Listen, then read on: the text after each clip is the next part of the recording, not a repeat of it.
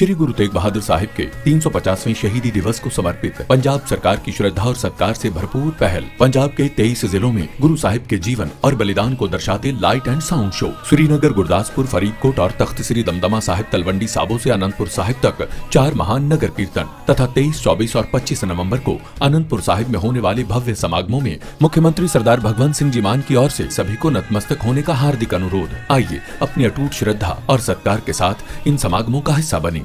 नमस्कार दोस्तों, स्वागत है आपका हरियाणा तक में और मैं हूं आपके साथ राहुल यादव। आज की वीडियो में बात करेंगे केंद्रीय मंत्री राव इंद्रजीत सिंह, जो कि रेवाड़ी में कल एक कार्यक्रम में शामिल हुए थे और यहां पर मंच से उन्होंने जो एसडीएम हैं रेवाड़ी के, उनको एक तरीके से नसीहत दे डाली। और अब जो उनका वीडियो है वो चल रहा है कई जगहों पर, लेकिन इसमें कई अहम बातें हुई कल के कार्यक्रम में। दरअसल जिस गलती पर राव इंद्रजीत सिंह ने एसडीएम को नसीहत दी थी, कुछ उसी तरह की गलती वो खुद भी कर बैठे। लेकिन अब सवाल ये है कि आखिर उन्हें कौन बताए या फिर उन्हें कौन नसीहत दे। तो शुरू करते हैं सबसे पहले एसडीएम को लेकर। दरअसल ये जो कार्यक्रम है ये सरदार पटेल का जो 150वां जन्मदिवस मन रहा है, यानी वो पूरा एक फेज में डिवाइडेड है। पूरा कैंपेन है, 2 फेज का ये कैंपेन है, जो कि 26 नवंबर को खत्म होगा। यूनिटी मार्च किया जाएगा सरदार पटेल के जन्म स्थान से लेकर जो स्टैच्यू ऑफ यूनिटी बना है गुजरात में, वहां तक। तो कल एक कार्यक्रम इसी कैंपेन के अंडर जो रेवाड़ी का राव तुलाराम स्टेडियम है वहां पर आयोजित किया गया था। अब इस कार्यक्रम में हुआ ये कि जो एसडीएम हैं वो मंच से जब संबोधित कर रहे थे तो उन्होंने तमाम जो वहां पर विधायकगण मौजूद थे, नेता थे, उन सबके नाम लिए। तो राव इंद्रजीत सिंह ने मंच से कहा है कि उन्होंने एक नाम गलत लिया और वो नाम है कोसली के विधायक अनिल यादव का। राव इंद्रजीत सिंह ने मंच से कहा कि सुनील यादव बोला है एसडीएम साहब और ये आपने गलती की है।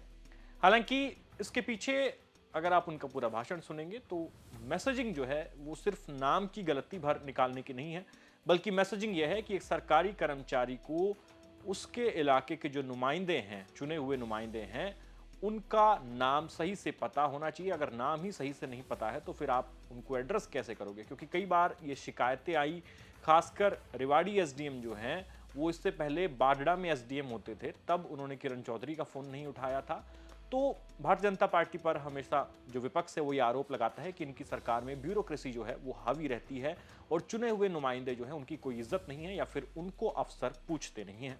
अब राव इंद्रजीत सिंह ने एसडीएम की गलती तो निकाली ही, साथ ही ये मैसेज देने की कोशिश भी की कि जो चुने हुए नुमाइंदे हैं उनकी बराबर की इज्जत होनी चाहिए। उन्होंने कहा कि यहाँ पर मैं बैठा हूँ, विधायक बैठे हैं, हमारे जिला परिषद के चेयरमैन हैं, ब्लॉक समिति के चेयरमैन हैं, हमारी पार्टी की प्रधान यानी जो जिलाध्यक्ष वंदना पोपली है वो बैठी हैं, और इन सभी लोगों की जो एक समान इज्जत होनी चाहिए, जितने भी ब्यूरोक्रेट्स हैं। उन्होंने बताया कि आप लोग तो जिंदगी में एक इम्तिहान देकर आते हो, 30-35 साल नौकरी करते हो, लेकिन हमें हर 5 साल में जनता के बीच जाना पड़ता है और अपने आप को प्रूव करना पड़ता है। यानी कोशिश उन्होंने नाम की गलती निकालने के पीछे ये की है कि जो आरोप लगता है भारतीय जनता पार्टी पर कि अफसरशाही हावी है, तो उन्होंने अफसरों को ये भी नसीहत दी कि आप तमाम जो भारतीय जनता पार्टी के या दूसरे जो चुने हुए नुमाइंदे हैं उनको एक समान तरीके से ट्रीट करें, यानी उनके फ़ोन उठाएं, उनसे बात करें। इस तरह का मैसेज देने की कोशिश की गई। लेकिन फिर भी आप एक बार ये सुनिए कि उन्होंने जब ये बात कही एसडीएम को कि आपने गलती की है, नाम गलत लिया है, तो पूरी बात क्या थी एक बार सुने और उसके बाद आपको बताएंगे कि राव इंद्रजीत सिंह ने भी इस कार्यक्रम के दौरान कहां-कहां गड़बड़ियां की, जहां अब उनसे भी सवाल पूछे जा रहे हैं। कि जब किसी भी जगह के ऊपर आपकी पोस्टिंग हो, आप और हम बराबर के सिविल सर्वेंट हैं। सुप्रीम कोर्ट का आदेश है कि हम सिविल सर्वेंट हैं, लेकिन जो सरकारी नौकरी प्राप्त करके कोई काम करता है तो उसको कम से कम वहां के चुने हुए नुमाइंदों का याद रहना चाहिए नाम।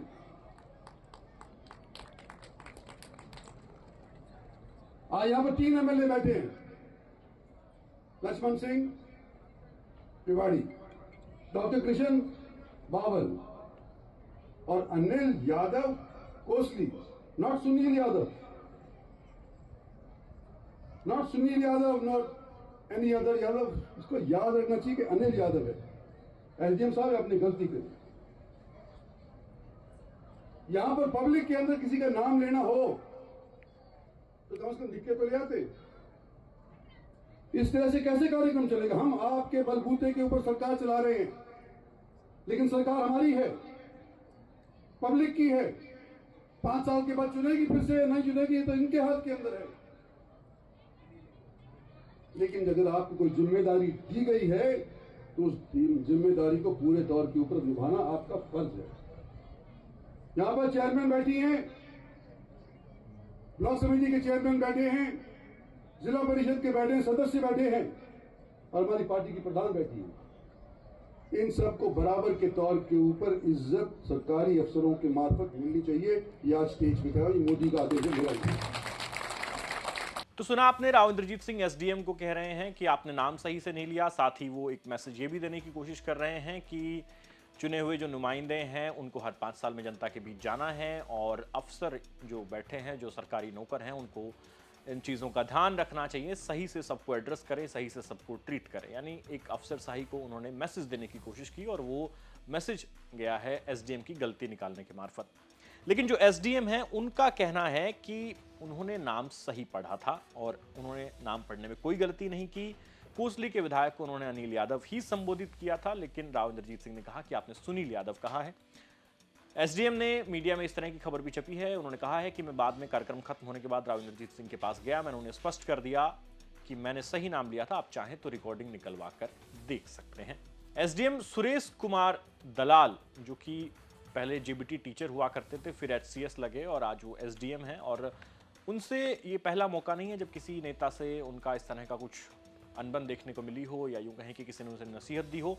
इससे पहले किरण चौधरी के साथ भी उनका विवाद हुआ था। किरण चौधरी का फोन वो नहीं उठा रहे थे और किरण चौधरी सीधा जो है एसडीएम के दफ्तर पहुंच गई थी। वहां जाकर खूब फटकार लगाई कि आप फोन क्यों नहीं उठाते, लोग मेरे पास आते हैं, लोग भी यही शिकायत बताते हैं और आपने तो मेरा फोन भी नहीं उठाया। इसके बाद एसडीएम का तबादला हो गया था, लेकिन आज वो रेवाड़ी के एसडीएम है और अब जो ये घटना हुई वो रेवाड़ी में हुई, जहां राव इंद्रजीत सिंह ने गलत नाम लेने पर उन्हें टोका, लेकिन एसडीएम का कहना है कि मैंने नाम सही लिया। अब नाम सही और गलत लेने की जो बात है, अगर अनिल को सुनील कहा गया है या फिर जो राव इंद्रजीत सिंह दावा कर रहे हैं या यूं कहें कि एसडीएम कह रहे हैं कि मैंने सही कहा है, अब इसमें जो है सही गलत का फैसला तो नहीं हो सकता, लेकिन इतना ज़रूर है कि क्या ये ह्यूमन एरर, अगर आप इसे देखें तो इसे ह्यूमन एरर के तौर पे भी आप कैलकुलेट कर सकते हैं। लेकिन राव इंद्रजीत सिंह ने जब गलती निकाली है तो उसके पीछे की जो मैसेजिंग है वो केवल ह्यूमन एरर को पॉइंट आउट करना नहीं है, बल्कि वो मैसेजिंग ये है कि अफसर जो हैं या जो अधिकारी हैं उन्हें चुने हुए नुमाइंदों की इज्जत करनी पड़ेगी, उन्हें तवज्जो देनी पड़ेगी। ये उनकी पूरी मैसेजिंग है जो उन्होंने नसीहत दी है। लेकिन अगर ह्यूमन एरर की बात करें और नाम गलत लेने की बात करें तो कुछ गलतियां इस कार्यक्रम में राव इंद्रजीत सिंह से भी हुई। पहली गलती उनसे ये हुई कि जब वो अपना मंच से भाषण दे रहे थे तो वो बता रहे थे कि किस तरह से सरदार वल्लभ भाई पटेल ने, जो रियासतें थी उस समय जब देश आज़ाद हुआ था, तो तमाम रियासतों को एकजुट किया और जो इंडिया, जो भारत आज हमारे सामने है, उसको एक आकार दिया, इन तमाम रियासतों को एक चादर के नीचे इकट्ठा किया। लेकिन बीच में उन्होंने उदाहरण दिया कि जम्मू कश्मीर में थोड़ी रड़क रह गई थी, जो कि हमारी सरकार ने, नरेंद्र मोदी की सरकार ने पूरी की, और कहा कि धारा 470 हटाई। आपने बिल्कुल सही सुना, उन्होंने धारा 470 कहा, लेकिन वास्तव में ये आर्टिकल 370 था, यानी उन्होंने ये गलती की यहां पर बोलने में, जहां वो 370 को 470 कह गए। अब इसके बाद उन्होंने दूसरी गलती तब की जब वो मीडिया से बात करने आए। मीडिया से जब वो बात कर रहे थे तो कार्यक्रम के बारे में उनसे सवाल हुआ, तो उन्होंने कार्यक्रम के बारे में बताया कि किस तरह से ये पूरा यूनिटी मार्च हो रहा है और गुजरात में ये यूनिटी मार्च आखिर जो 26 तारीख है उस दिन आखिरी दिन किया जाएगा, और उस दिन हजारों की संख्या में लोग जो हैं वो स्टैच्यू ऑफ यूनिटी जो वहां पर बना है सरदार वल्लभ भाई पटेल के लिए, वहां पर पहुंचेंगे। लेकिन स्टैच्यू ऑफ यूनिटी कहने की बजाय वो इसको स्टैच्यू ऑफ लिबर्टी कह गए। स्टैच्यू ऑफ लिबर्टी जो कि अमेरिका में है। हालांकि मंच से जब राव इंद्रजीत सिंह ने भाषण दिया तो उन्होंने एक बार स्टैच्यू ऑफ यूनिटी का नाम जरूर लिया था, तब उन्होंने सही रेफरेंस दिया, लेकिन मीडिया से बातचीत जब वो करने आए तो फिर वो स्टैच्यू ऑफ यूनिटी और स्टैच्यू ऑफ लिबर्टी में कंफ्यूज हो गए और अपना जो मीडिया का बयान दिया उसमें उन्होंने कम से कम 2 बार स्टैच्यू ऑफ यूनिटी को स्टैच्यू ऑफ लिबर्टी बताया। हालांकि ये कोई बहुत बड़ी बात नहीं है। इस तरह का कंफ्यूजन कई बार हम में, आप में से भी किसी को हो सकता है, जब हम इस तरह की बात कर रहे हैं कि 2 चीज़ें हैं और दोनों के नाम जो हैं वो स्टैच्यू से शुरू होते हैं, तो कई बार गलती हो जाती है। लेकिन ये खबर इसलिए बनी कि एसडीएम को राव इंद्रजीत सिंह ने इसी गलती के लिए पॉइंट आउट किया कि आपने नाम गलत पढ़ा है। तो अब लोग कह रहे हैं कि नाम तो आपने भी गलत पढ़ा, आपने स्टैच्यू ऑफ यूनिटी को स्टैच्यू ऑफ लिबर्टी बता दिया। उधर विरोधी जो हैं वो अब राव इंद्रजीत सिंह से सवाल पूछ रहे हैं इस बात को लेकर। कांग्रेस के पूर्व विधायक रेवाड़ी सीट से चिरंजीव राव, जो कि कैप्टन अजय यादव के बेटे हैं, उन्होंने सोशल मीडिया प्लेटफॉर्म एक्स पर लिखा है, केंद्रीय राज्य मंत्री राव इंद्रजीत सिंह जी ने मीडिया से बातचीत करते हुए स्टैच्यू ऑफ यूनिटी की जगह 3 बार स्टैच्यू ऑफ लिबर्टी बताया। राव साहब जनता को बताएं न्यूयॉर्क से भारत कब लाए। तो आपने देखा कि चिरंजीव राव ने मौका नहीं गवाया, मौके पर चौका मारा। और यदि राव इंद्रजीत सिंह ने एसडीएम को टोका नाम सही ना लेने के लिए, तो फिर अब चिरंजीव राव टोक रहे हैं कि नाम तो आपने भी गलत लिया, एक नहीं बल्कि 3 बार लिया। और ये बताइए कि कब अमेरिका से स्टैच्यू ऑफ लिबर्टी को भारत लाया गया। तो पूरी कहानी जो है वो एक ह्यूमन एरर को पॉइंट आउट करने से शुरू हुई थी, लेकिन ठीक उसी तरह की गलती खुद राव इंद्रजीत सिंह से हुई, तो वो खुद भी कटघरे में आ गए। अब अंत में आप जो है उनका भाषण सुनिए, जहां पे उन्होंने आर्टिकल 370 को 470 कहा और साथ ही उन्होंने स्टैच्यू ऑफ यूनिटी को स्टैच्यू ऑफ लिबर्टी कहा। वो भी मीडिया से बातचीत में एक बार नहीं बल्कि 3 बार कहा। तो उनके ये दोनों बयान सुनिए और इस पूरी कंट्रोवर्सी पर आपका क्या कहना है हमें कमेंट सेक्शन में लिख के अपनी राय जरूर दें। बाकी तमाम खबरों के लिए देखते रहिए हरियाणा तक। धन्यवाद। आज 150वीं जयंती के उपलक्ष्य के अंदर एक वॉक निर्धारित करी गई है सारे देश के अंदर। ये समाप्त हो जाएगी 25 नवंबर को और 26 नवंबर से लेकर के और 5 दिसंबर तक गुजरात के अंदर सब कोने से लोग इकट्ठे होंगे और मार्च करेंगे स्टैच्यू ऑफ लिबर्टी तक। ये देश को इकट्ठा रखने के लिए मार्च ऑफ यूनिटी का नाम इसको दिया गया है और सभी वर्ग के लोग, सभी मज़हब के लोग इसके अंदर शामिल हो रहे हैं। और आने वाले समय के अंदर एकता का प्रतीक मेरे ख्याल से 6 तारीख को जब संपन्न होगा तो स्टैच्यू ऑफ लिबर्टी में दिखाई देगा। अंतर जो दोनों के बीच आ रहा है वो किस वजह से आ रहा है?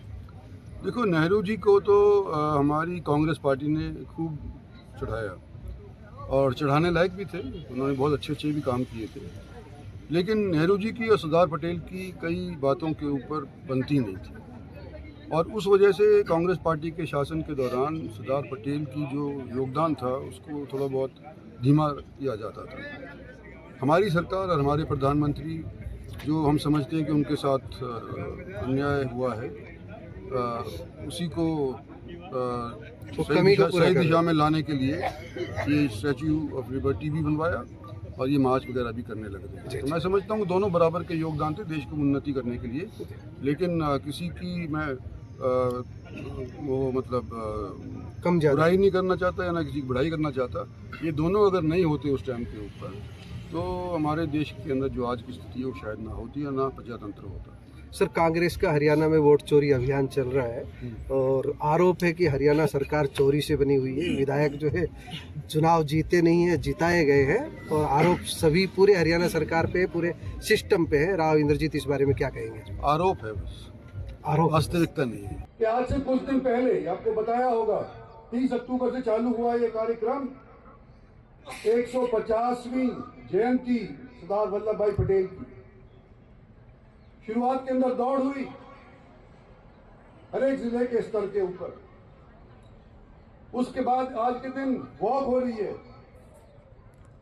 और उसके बाद 26 नवंबर से लेकर के और 5 दिसंबर तक गुजरात के अंदर स्टैच्यू ऑफ यूनिटी के तहत जाने की स्कीम बन रही है। हम याद कर रहे हैं, मन से नहीं कर रहे, हम काम कर रहे हैं लेकिन दिल से नहीं कर रहे।